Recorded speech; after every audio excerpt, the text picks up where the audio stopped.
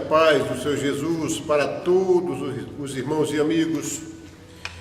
Deus abençoe o nosso Brasil, materialmente e espiritualmente, para que nós possamos, a cada dia, buscar a presença do Senhor, porque Ele é bom e agradável a nós, é o Senhor da nossa salvação. A nossa leitura bíblica, a nossa lição de hoje é a lição de número 6. A teologia de Elifaz. Só os pecadores sofrem? Elifaz era um amigo de Jó. Nós vamos falar sobre esse homem daqui a pouco. O texto áureo. Lembra-te agora qual é o inocente que jamais pereceu? Isso aqui foi Elifaz falando a Jó. E onde foram os sinceros destruídos? Segundo eu tenho visto, os que lavram iniquidade e semeiam o mal, cegam isso mesmo, ou seja, colhem isso mesmo, colhem o mal. Isso palavras de Elifaz. Verdade prática. Embora transcendente, Deus tem prazer de se relacionar com o homem terreno. O texto áureo que eu li é mais apropriado a Elifaz e a verdade prática mais apropriada a Jó. São concepções diferentes. A leitura bíblica em classe está no livro de Jó, capítulo 4, versículo 1 a 8. Jó 15, versículo 1 a 4 e Jó 22, versículo 1 a 5. Nós vamos ler alguns versículos no transcorrer da lição. A nossa introdução da nossa lição. Elifaz é o primeiro amigo de Jó a expor a sua concepção teológica acerca daquele homem que estava numa situação degradante, uma situação de calamidade e até de miséria, porque ele perdeu tudo, sua família, estava doente, em um ambiente isolado, somente ele e a mulher observando. A Bíblia não fala muito sobre a mulher de Jó, mas eu imagino que ela permaneceu apoiando aquele homem, mas muito desanimada. E ele faz, para ele faz a justiça retributiva é certa. Ou seja, só os pecadores sofrem e os justos não passam por problemas, por reveses. Isso era a concepção de Elifaz. Eu fico pensando que Elifaz tinha uma concepção mecânica da teologia da sua época, enquanto Jó tinha uma concepção reflexiva e ressignificava os dados teológicos para poder se relacionar com Deus. Por isso que concepção mecânica é pesada, às vezes legalista, coloca a pessoa dentro de um quadrado e a pessoa não consegue sair daquele ambiente. Mas Jó era um homem que tinha intimidade com Deus. Para Elifaz, Jó contrariou o ensinamento teológico da época. Elifaz também acha que Jó atacou a forma religiosa de pensar, o modelo teológico daquela época. Feriu a ortodoxia que deveria guardar. Isso era o entendimento de Elifaz. Elifaz não estava de tudo errado nem de tudo certo. Ele confundiu-se. Ele errou porque ele acusou a Jó. Jó era um homem reto, temente a Deus e se desviava do mal, palavras dos lábios do próprio Deus. Mas Elifaz não percebia, não tinha o discernimento, mesmo sabendo da história de Jó, da sua conduta e da sua moral e da sua intimidade com Deus. Elifaz, por não compreender, ele começou a acusar a Jó. Ou seja, as lentes da memória de Elifaz estavam ofuscadas, não percebia outros ângulos, somente uma coisa só ele percebia: os dados teológicos, as informações da época. Ele não tinha, como Jó tinha, uma intimidade com o Senhor. Deus busca adoradores que o adorem em espírito e em verdade. Deus busca amigos, pessoas que se aproximem dele, em quem Deus possa dar o crédito para continuar realizando a sua obra. Então vamos ler aqui o Salmo 34, versículo 19, para contrariar Elifaz. Salmo 34, versículo 19. Diz assim: muitas são as aflições do justo, mas o Senhor o livra de todas. Muitas são as aflições do justo. Elifaz não conhecia esse salmo, com certeza, não é? Mas isso aqui uma informação que saiu da mente do Senhor, do entendimento dele, para a igreja de todo o tempo. E Jó se enquadra nesse versículo, a aflição do justo. Jó era justo, mas o Senhor o livra de todas, e é verdade, sabe? Deus livra de todas mesmo, está aqui escrito. Às vezes falta-nos paciência para esperar, mas que Deus livra no tempo dele. E o que aconteceu com Jó? Deus livrou. Portanto, o nosso amigo Elifaz estava confuso na sua interpretação teológica. Ele não compreendia bem a relação de um homem com Deus. Ele não compreendia bem a forma teológica de se relacionar com o Senhor. Ele seguia literalmente o que estava escrito ou informado naquela época, e assim ele fazia as suas aplicações. Tópico 1: os pecadores no contexto da justiça retributiva. Para Elifaz, o homem deveria ter um comportamento ajustado para não sofrer. E ele se dirige a Jó com uma defesa contundente do pensamento teológico tradicional da sua época. Ele entendia que o homem colhe o que plantou. Esse discurso de Elifaz contra Jó, para acusá-lo, está nos capítulos 4 e 5 do livro de Jó. Ou seja, o homem colhe o que plantou. Ele disse, no capítulo 4, versículo 8: segundo eu tenho visto, dizendo para Jó, os que lavram iniquidade e semeiam o mal, cegam isso mesmo. Isso foi colocando Jó numa situação de atacado. Mas Jó era um homem inocente. Jó procurava o pecado e não encontrava. E ele tinha que ficar fazendo somente a sua defesa e permanecer na sua posição diante de Deus, porque ele não havia pecado. Mas para Elifaz, nós habitamos em um universo moral que exige consequências de nossas ações. Vamos ler Gálatas capítulo 6, versículos 7 a 10. Isso se aplica para os tempos de hoje, mas não se aplicava para Jó. A Bíblia diz: não erreis, Deus não se deixa escarnecer, porque tudo o que o homem semear, isso também se fará. São as consequências. Nós temos que fazer um planejamento para a nossa vida, organizar o nosso tempo, procurar fazer o bem, ler a palavra, ser bondoso, ser amoroso, respeitar o próximo. Fazendo isso, nós vamos bem diante da nossa sociedade, diante de nossa família e também diante de Deus, que é o principal.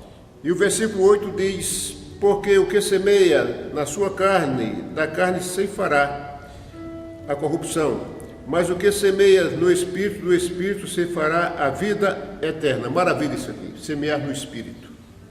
Nesta palavra, na pregação do Evangelho, numa conduta regular, buscando a separação deste mundo, porque ele traz muitas confusões, conflitos e envolvimentos, levando as pessoas às decepções. Se nós sermos no Espírito, nós vamos colher o que? A vida eterna. Isto aqui não se aplica a Jó. E não nos cansemos de fazer o bem, porque a seu tempo se faremos, se não houvermos desfalecido. Então, enquanto temos tempo, façamos o bem a todos, mas principalmente aos domésticos da fé. Quando diz que não se aplica a Jó, eu me referi à acusação de Elifaz, porque Jó fazia o bem, ele era ajudador, cooperador, ele era um homem sábio, aconselhava as pessoas, como uma espécie de um pastor, uma pessoa que tinha um pensamento organizado diante de Deus. Então, Jó fazia o bem para colher o bem, mas Deus resolveu permitir Jó a passar por uma situação dessas. Aí é que nós entendemos a soberania do Senhor. Jó era um homem temente a Deus e que se desviava do mal. Também a Bíblia mostra esse princípio em Salmo, versículo 1, Salmo capítulo 1, versículo 6.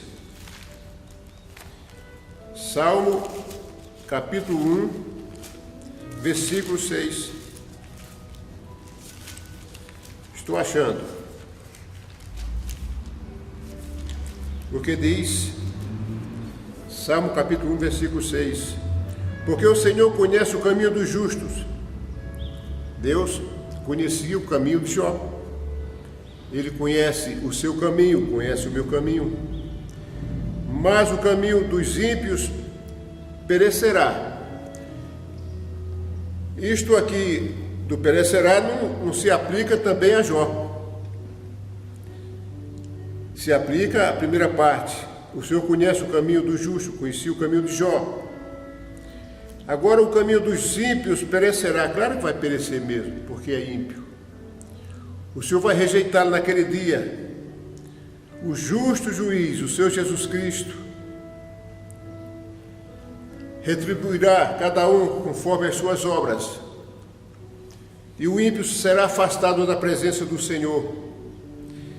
Então nós precisamos entender o que quer dizer estes versículos. 1 Pedro, capítulo 3. 1 Pedro, capítulo 3.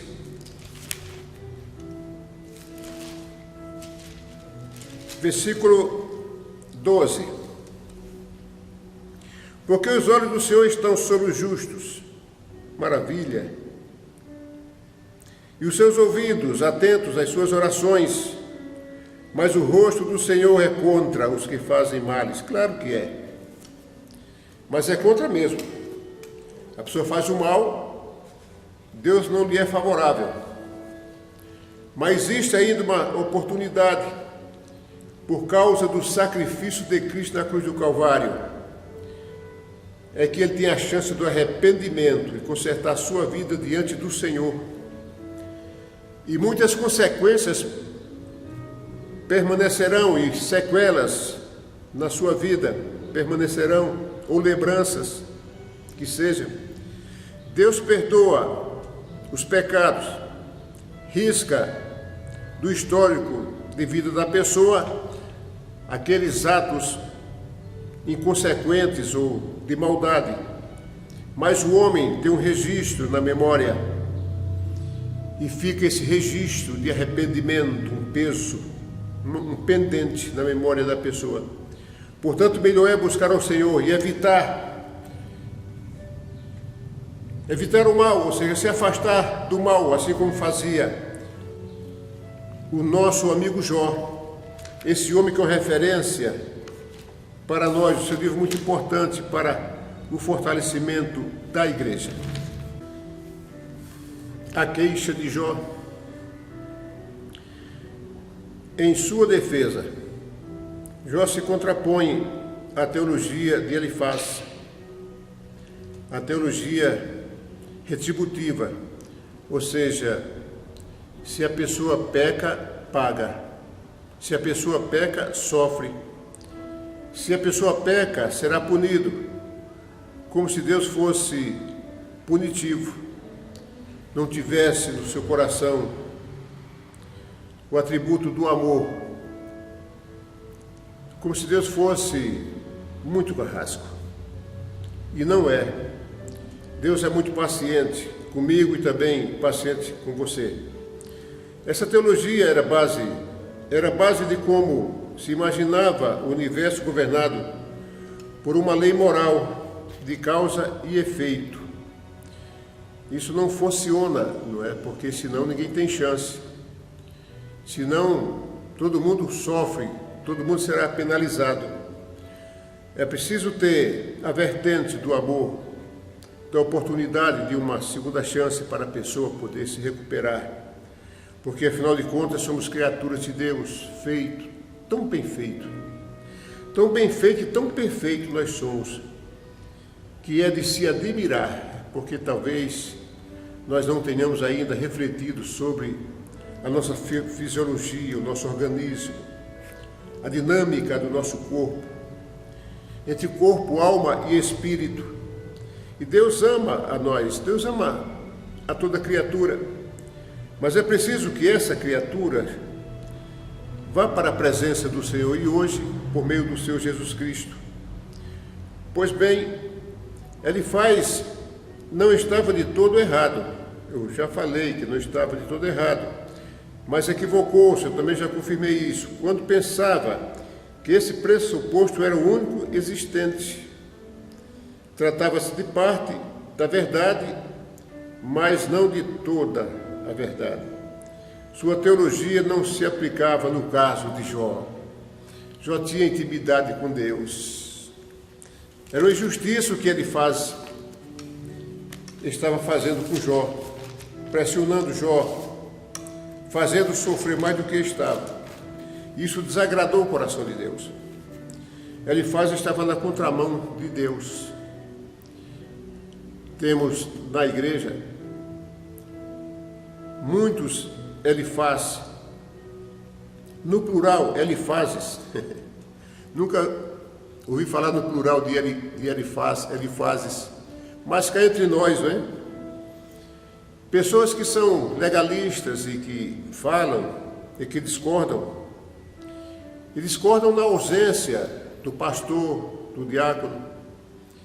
E pessoas que começam a falar ao contrário, fazendo acusação.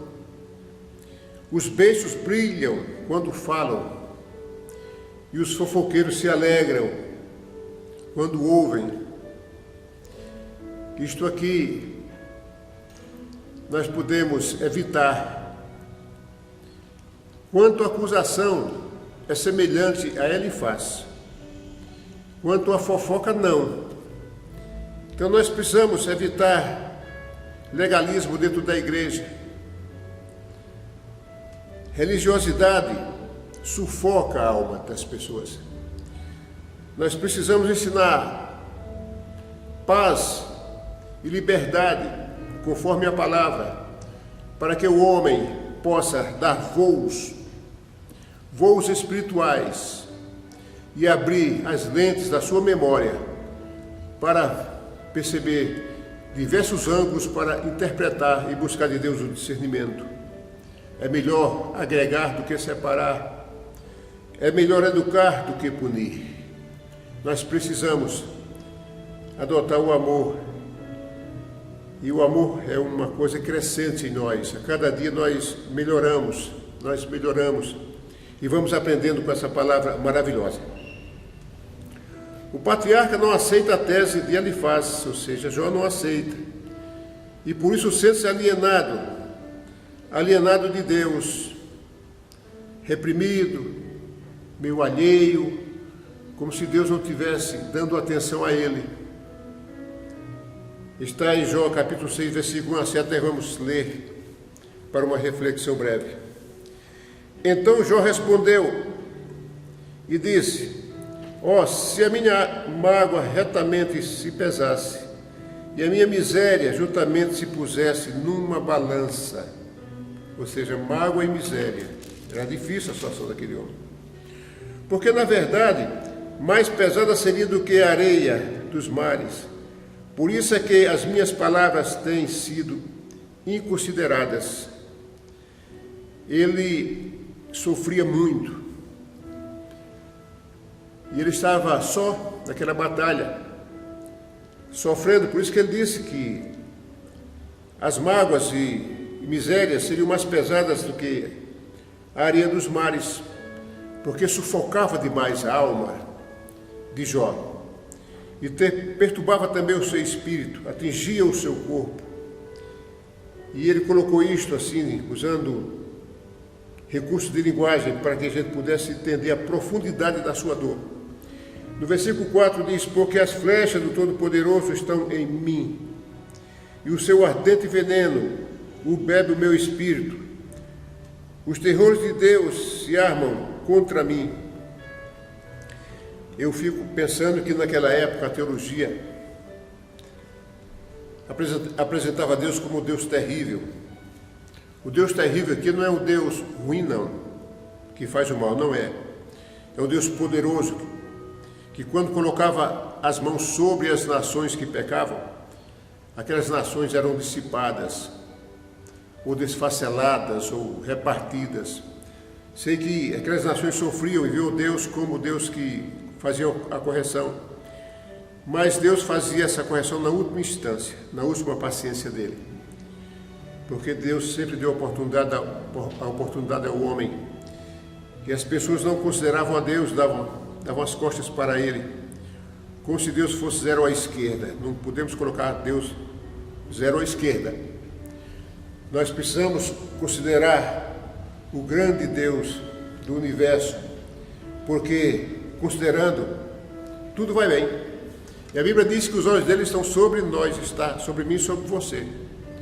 Você pensa que não, às vezes, que Deus distanciou-se de você, mas os olhos dele te contemplam.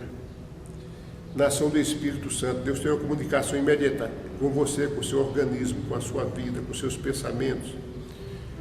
Ele sabe de todos os seus pensamentos, uma comunicação com o seu espírito.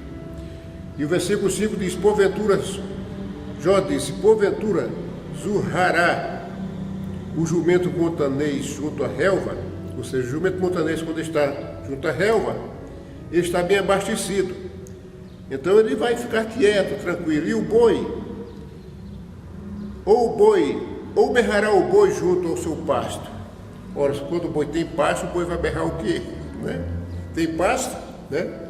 Ou seja, quando a pessoa está no estado de conforto, ele não reclama, ele está bem, está confortável. Mas quando o homem está numa situação, como passou Jó, numa situação desconfortável, deprimida, aí Jó gritava no seu espírito.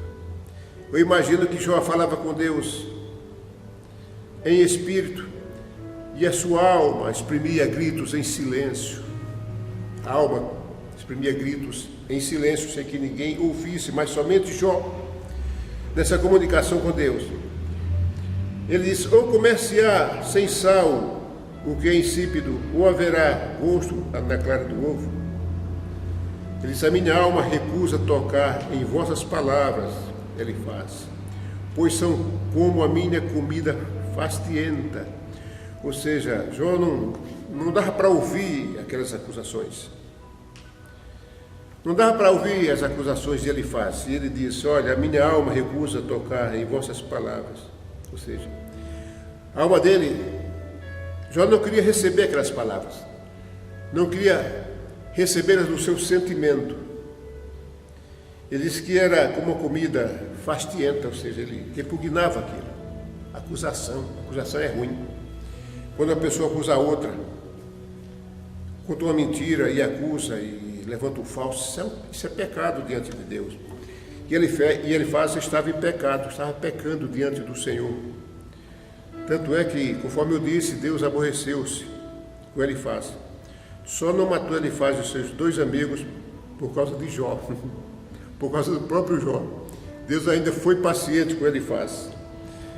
Pois bem, aqui disse: diz que o patriarca sente alienado de si mesmo. A primeira parte que eu li, alienado de Deus. Ou seja, fora, como se Deus não estivesse dando atenção a ele. Jó estava impotente diante de Deus. Quantas vezes nós nos sentimos impotentes diante do Senhor? E agora Jó sente-se alienado de si mesmo. Bora ver o que diz o capítulo 6, versículo 8 a 13. 8 a 13. Quem dera que se cumprisse o meu desejo e que Deus me desse o que espero. Quem dera. Havia em Jó esperança. Talvez a esperança estivesse torcida dentro dele. Não estivesse clara, mas havia esperança em Jó. E que Deus quisesse quebrantar-me e soltasse a sua mão e acabasse comigo. Ou seja, o sofrimento era tanto que se Deus matasse Jó, para ele seria lucro. O versículo 10: isto ainda seria a minha consolação e me refrigeraria no meu tormento, não me poupando ele, porque não repulsei as palavras do santo. Veja que maravilha, irmãos. Jó diz que se Deus matasse ele, seria para ele uma consolação. Mas ele diz que não repulsou as palavras do santo. Quando o homem chega a um ponto desse, porque tem muita sinceridade no coração dele. Muita sinceridade, Deus identifica a verdade dentro dessa pessoa. Fico pensando que Deus aplaude, que não seja palmas, mas o sentimento de Deus há prazer em ver a força de um homem, como Jó e tantos homens, antes de Jó e pós-Jó, que não repulsou a palavra do Santo Deus. Maravilha! E diz: qual é a minha força para que eu espere? Ou qual é o meu fim para que prolongue a minha vida? Jó se sentia impotente. Porventura a minha força é força de pedra? Ou é cobre a minha carne? Cobre dizendo, Jó disse: eu não sou de ferro, não. Oh, meu Deus. O versículo 13: está em mim a minha ajuda. Está em mim a minha ajuda? Não me desamparou todo auxílio eficaz? Não está em mim a minha ajuda? Não me desamparou todo auxílio eficaz? Então Jó estava alienado de si mesmo e depois de seus amigos, que está do versículo 14 ao 23. Versículo 14: ao que está aflito devia o amigo mostrar compaixão, ainda ao que deixasse o temor do Todo-Poderoso. Olha o coração de Jó. O coração de Jó era diferente. Jó falava aqui de perdão. Mas o princípio teológico daquela época certamente tinha muita legalidade e aplicava-se dentro de uma retidão inconsequente, forçando as pessoas a um modelo que a pessoa não se adaptava. Quer dizer, o homem é um ser em construção. Certamente os princípios teológicos daquela época não consideravam essa construção humana. Jó viu diferente. Jó viu diferente. Ele disse: meus irmãos alevosamente, ou seja, traiçoeiramente, me trataram, são como um rio, como uma torrente de águas dos ribeiros que passam. Ou seja, O homem não permaneceu próximo dele, como água que passa. Assim nós temos pessoas que são assim nas nossas vidas, pessoas que passam, mas o amigo permanece fiel. Mesmo distante, ele não passa, está distante, mas está ligado. Mas os amigos de Jó não, que estão encobertos com a geada e neles se esconde a neve. No tempo em que se derretem com o calor, se desfazem e em se aquietando, desaparecem do seu lugar. Desviam-se das caravanas dos seus caminhos, sobem ao vácuo e perecem. Os caminhantes de Temar os veem, os passageiros de Sebá olham para eles. Foram envergonhados por terem confiado e chegando ali se confundem. Versículo 21, agora sois semelhantes a eles, vistes o terror e temestes.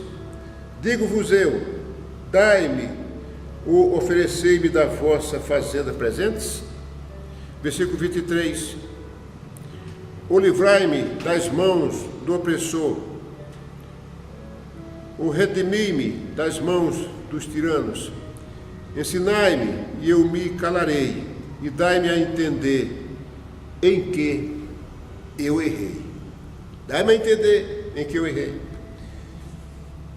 Elifaz acusava Jó, e Jó no seu pensamento procurava o erro e não encontrava. Não é ruim isso? Acusar o inocente. E Elifaz ia dialogando com Jó, e Jó ia se sentindo alienado, desvalorizado, combatido. Ele se queixa pela sua atual situação.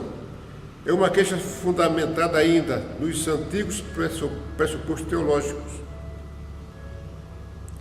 Ainda tinha essa herança de entendimento, essa compreensão também na vida de Jó. Mas Jó estava à frente do seu tempo, bem adiantado. Ele era justo, não estava em pecado, portanto não merecia sofrer. Entendi assim, Jó se queixa a Deus. Jó 7, versículo 11 a 21. Bora ver o que diz a Bíblia. Jó 7, de 11 a 21. Por isso não reprimirei a minha boca, falarei na angústia do meu espírito, queixar-me-ei na amargura da minha alma. Ou seja, Jó falava com Deus mesmo. Ele não reprimia as suas palavras. E ele falava ao Senhor.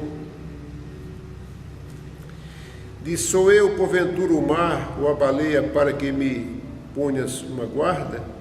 Ele falando com Deus. Dizendo eu, consolar-me, dizendo eu, consolar-me-á a minha cama, meu leito aliviará a minha ânsia. Então me espantas com sonhos e com visões, me assombras, pelo que a minha alma escolheria antes a estrangulação e antes a morte do que estes meus ossos. A minha vida abomino, pois não viverei para sempre. Retira-te de mim, pois vaidade são os meus dias. Que é o homem, para que tanto o estimes e ponha sobre ele o teu coração. Eu estava já assim tão profundamente cansado e amargurado que ele chegou a falar isso com Deus. O que é o homem para que o estimes?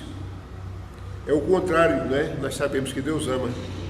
E ponha sobre ele o teu coração. Foi uma pancada muito forte na vida de Jó, na alma daquele homem. E ele falou com o Senhor, mas não ofendeu a Deus. Ele diminuiu-se na presença do Senhor, como uma pessoa sem valor. De fato, ele estava ali sem seu valor social. Mas Deus estava dobrando o valor de Jó. Isso pode acontecer com a gente de uma forma bem mais amena. E a cada manhã o vistes e cada momento o proves? Até quando não me deixarás, nem me largarás, até que engula minha saliva? Jó disse: Senhor, o Senhor está me castigando mesmo. Até quando o Senhor não me deixarás? Ou seja, até quando o Senhor vai continuar com essa punição tremenda para com a minha vida? Na verdade, Deus não estava punindo Jó. E Deus te responde: no momento da dor, a melhor coisa a se fazer é se dirigir pessoalmente ao Senhor Jesus Cristo. Na unção do Espírito Santo, se dirige ao Senhor Jesus Cristo, que Ele é o Senhor. Ele é o seu Senhor. Ele é o meu Senhor.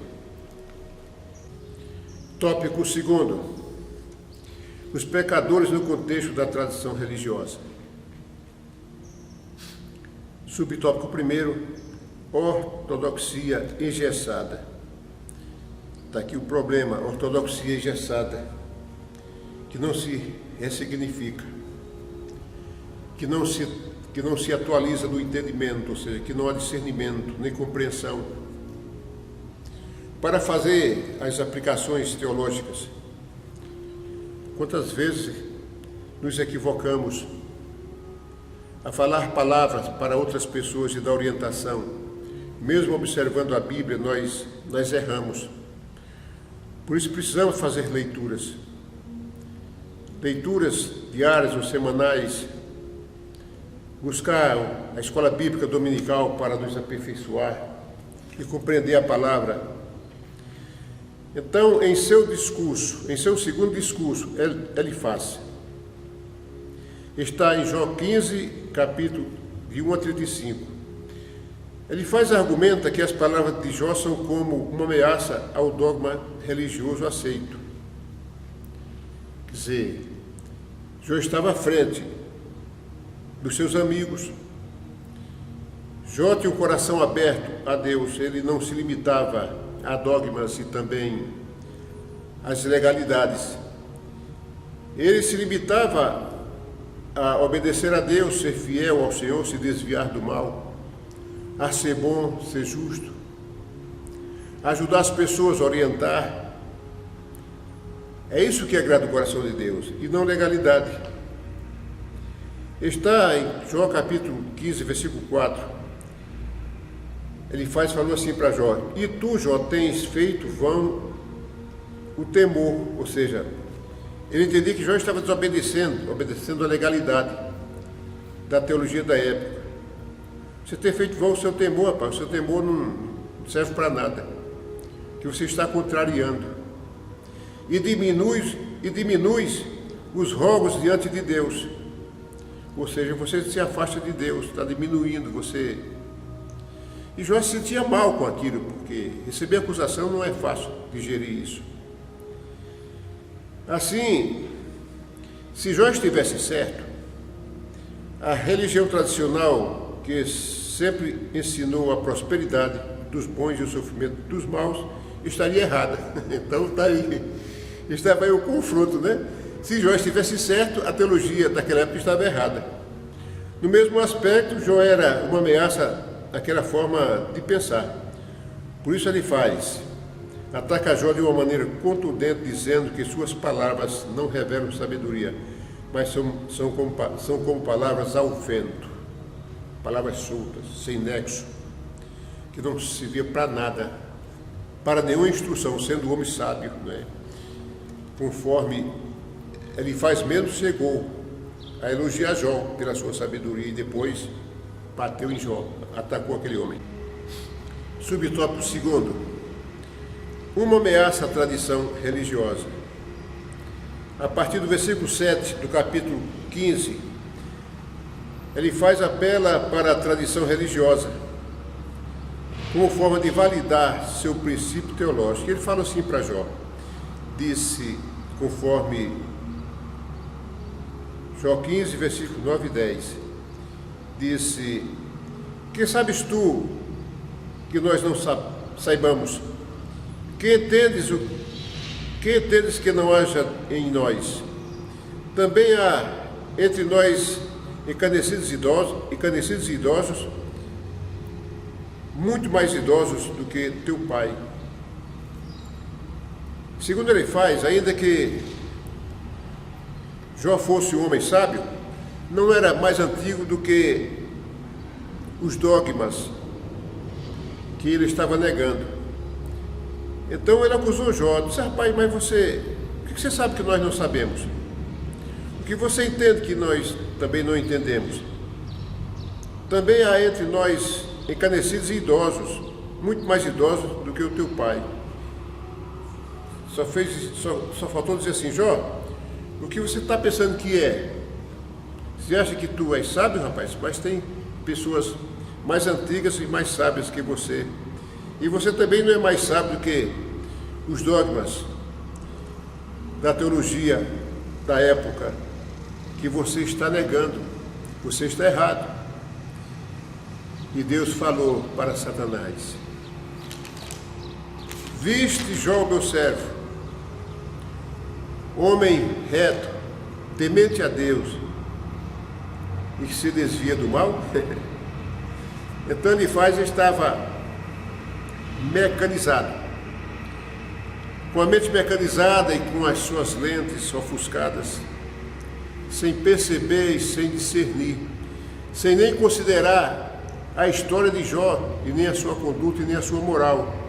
Ele foi para cima por uma questão de zelo, uma tradição religiosa, colocou Jó no modelo, num paradigma, disse: você não pode sair daqui, você está errado, e segurou. E Jó sofreu bastante por causa dessas ameaças. Um defensor celeste. Jó procurava um defensor celeste, e não um defensor humano que falha, que tem as suas limitações. E em sua defesa, Jó se contrapõe ironicamente ao argumento de Elifaz, que está nos capítulos 16 e 17. Nesse texto, Jó reclama, mas não blasfema contra Deus. Ele nunca blasfemou contra o Senhor, mesmo diante de uma situação deplorável. Ele tem consciência de que a teologia de seu amigo firmava-se na terra, mas o homem de Uz apelava aos céus. Elifaz tinha uma visão horizontal e Jó tinha, além da visão horizontal, a visão vertical, que era buscar ao Senhor. Sua fé o projeta para o alto, à procura de quem possa defendê-lo, e quer um defensor que interceda por ele no céu. Jó 16, versículo 18 e 19. Versículo 18: a terra, não cubras o meu sangue, e não haja lugar para o meu clamor. Não haja lugar para o meu clamor seria um argumento horizontal entre as pessoas, entre as relações sociais de Jó, entre os homens. Isso não haja, porque agora eu vou clamar nas alturas. E ele disse: eis que também agora está a minha testemunha no céu. Oh glória! E o meu fiador nas alturas. Que convicção! Esse homem era muito seguro diante desse fato. Ele estava tão certo de que estava bem e que não havia pecado diante de Deus, que ele disse: tu és o meu fiador nas alturas, minha testemunha no céu. Por isso que ele não se expressava, não falava com as pessoas, porque as pessoas não entendiam, não tinham a visão de Jó. Jó estava adiantado. Nós, na escola, falamos assim: esse aluno, ele é muito adiantado. Não é? No meu tempo falava assim: aluno adiantado. E Jó estava diante da sua época, das pessoas da sua época. Jó tinha uma percepção de Deus uma percepção de obediência. E Deus honrou aquele homem de uma forma maravilhosa. Tópico terceiro: os pecadores diante de um Deus infinito. Subtópico 1: Deus não se importa com quimeras humanas. Bora ver, ele faz de novo. Ele apela para a transcendência divina ao atacar Jó. Em Jó 22, do versículo 1 ao versículo 11, ele atacou Jó até dizer chega, até cansar. E depois começou a falar de Deus, no versículo 12. E diz: porventura Deus não está na altura dos céus? Olha para a altura das estrelas, quão elevadas estão.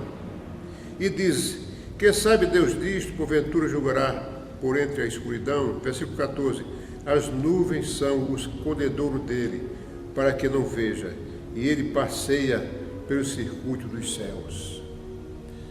Falou bonito, ele faz, mas é equivocado. Porque para ele o sofrimento de Jó era um atestado de que ele havia pecado. E por isso Deus o havia abandonado. E começou a acusar Jó. E isso foi cansando Jó. Por isso que Jó falou que não queria ouvir as suas palavras. Porque era como uma comida fastienta. Porque era injusta. A acusação dele não se aplicava ao caso de Jó.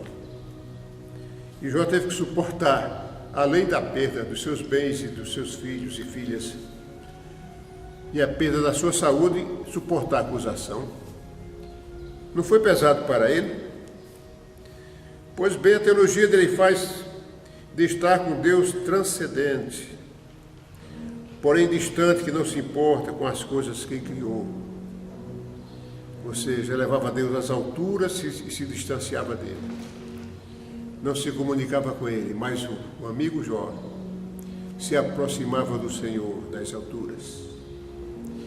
Mantinha um estreitamento relacional com ele, uma proximidade, uma convivência, uma comunicação.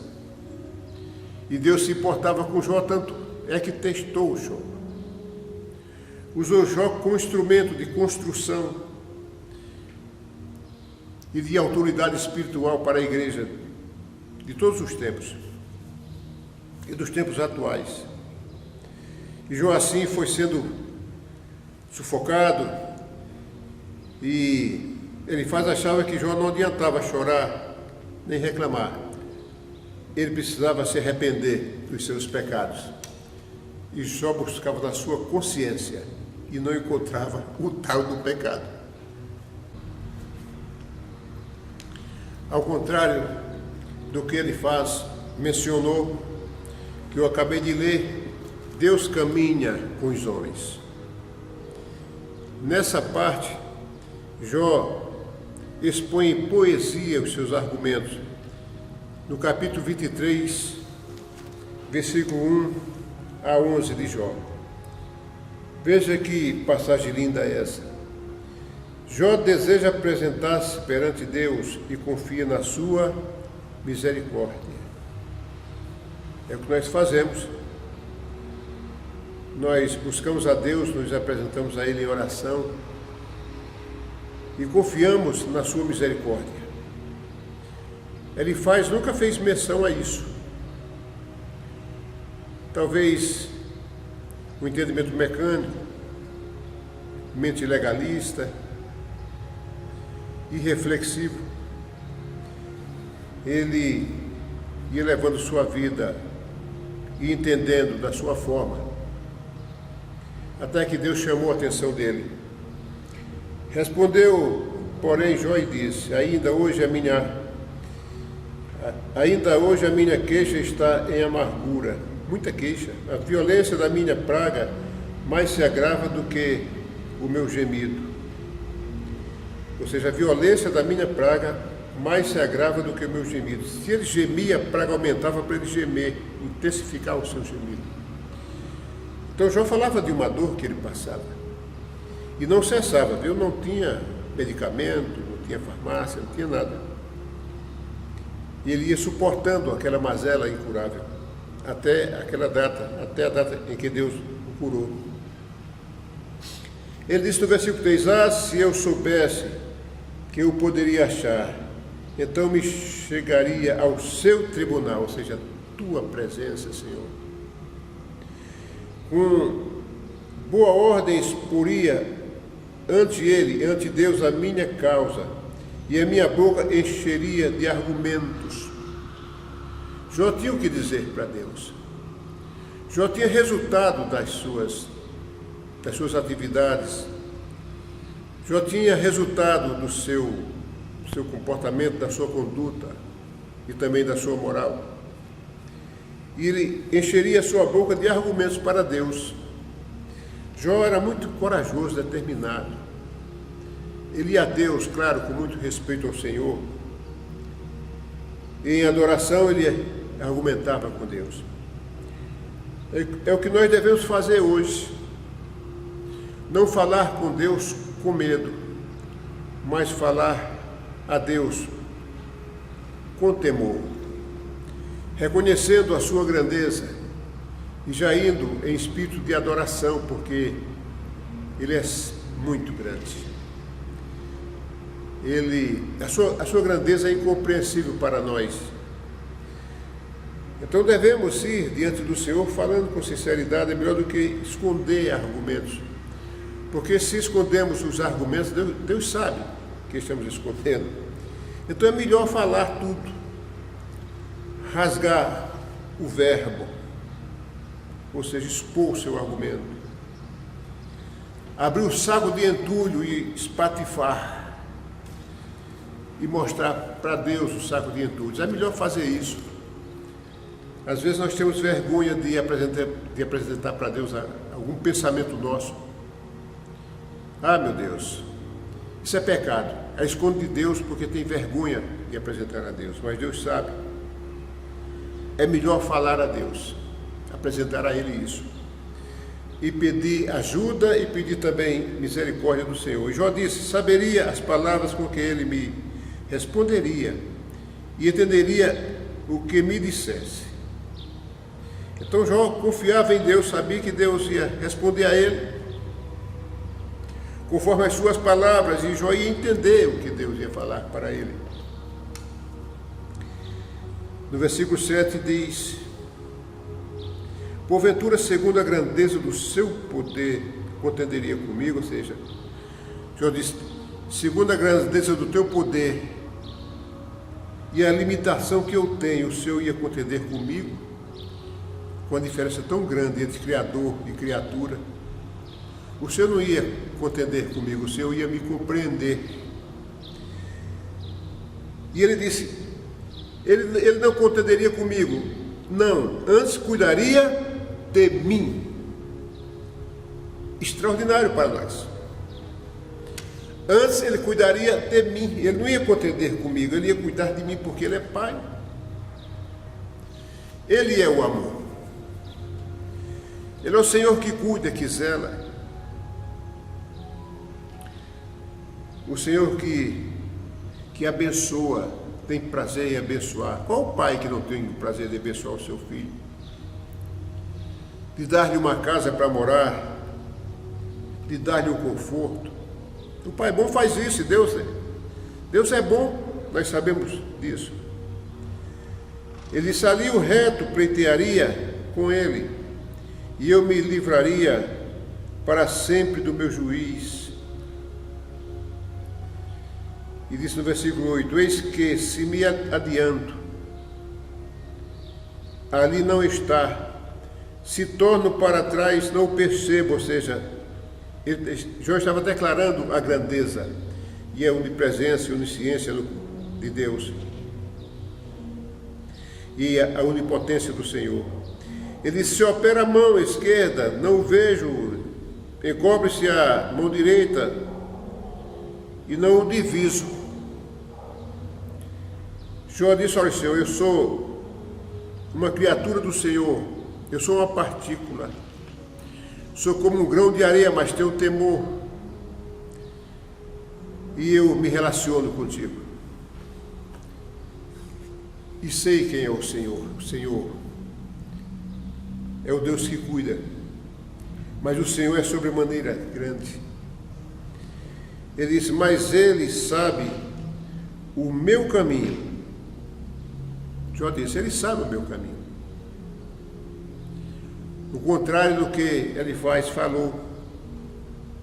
Deus nas alturas, que não está nem aí para o homem, nem para os seus problemas, que está distante, nós distante dele.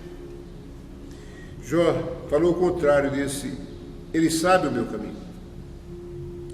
Ele sabe da minha vida. Ele prove-me e sairei como ouro. Jó estava disposto a sustentar aquela barra. Estava disposto a suportar até a morte, se fosse preciso. Ele até disse que se Deus o levasse, o matasse, ele descansaria em paz, melhor do que estar só o couro e o osso naquela situação desagradável, oprimida. Jó estava disposto a suportar tudo aquilo e não desviar-se da presença do Senhor. É um exemplo para nós. Quando vem um problema, a pessoa desconfia de Deus e vai embora. E alia-se ao mundo, às ventanias deste mundo. E o tempo passa e o mundo não responde nada para nós. Mas como Jó, quando o problema vem, devemos nos sustentar na presença dele.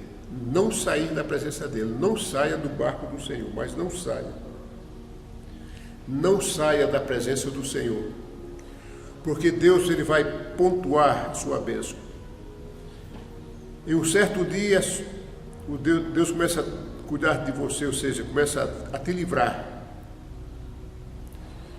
Ele conhece os seus caminhos e começam os livramentos.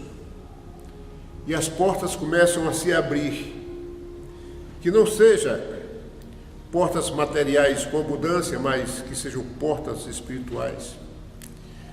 Que sejam portas para a alma. Que haja paz. Que você se sinta bem. Se sinta uma pessoa realizada e feliz. Para ser feliz não precisa ter muito dinheiro. Basta ser feliz. Buscar a Cristo, o Senhor, o Deus da paz, o Senhor, o príncipe da paz. E Jó falou, nas suas pisadas os meus pés se firmaram, ou seja, veja que maravilha, nas suas pisadas, Deus, os meus pés se firmaram, ou seja, ele seguiu a Deus certinho, mas seguiu. E o diabo tentou destruir Jó, mas não conseguiu. Por quê? Porque Jó estava alinhado com Deus. Talvez alguém tente te atrapalhar, te prejudicar, ou talvez até o próprio diabo coloque ventanias na sua vida, mas se você estiver com seus pés firmados no Senhor, olhe, você é como uma fortaleza. Você não será atingido, você não será atingida. Ou seja, você terá a sua vitória no Senhor, você não será derrotada definitivamente. O Senhor é o Deus que te livra, o Deus que te protege. Quantas vezes o adversário pediu para cirandar a sua vida? Não sei, mas é possível que tenha acontecido com algumas pessoas, como aconteceu com Pedro, e o Senhor te livrou. Possivelmente o adversário traçou um laço para te prejudicar e o Senhor te livrou. Porque você está firmado ou firmada nos passos do Senhor. E Jó disse, guardei o seu caminho e não me desviei dele. Isto aqui é uma fortaleza. Guardou os caminhos do Senhor e não desviou dele. Diferente de Elifaz não tinha essa linguagem, não tinha essa comunicação. Mas Jó tinha dentro do seu coração o princípio da fidelidade. E a fidelidade é uma moeda muito forte para Deus. Deus ama a fidelidade. Se nós formos fiéis ao Senhor, sabe? Se nós fizermos a obra de Deus com alegria, as coisas são muito mais favoráveis para nós. Mas se nós fizermos a obra do Senhor mediante repulso, bora, não vou, vamos adorar a Deus, não, hoje estou cansado, ou estou cansada. Aí, possa que as coisas não vão bem, Deus chame a nossa atenção. Depois a pessoa vem para a igreja pedir a Deus para livrar de alguma coisa, mas não se interessa por ele, não se interessa pelo noivo. Precisamos demonstrar o nosso interesse para fazer as coisas de Deus, sabe? Pensar em Deus, fazer como Neemias. Na hora da luta, pense em Deus, seja fiel a Ele, pense em Deus. Não esqueça de pensar em Deus e fique com Ele, Deus.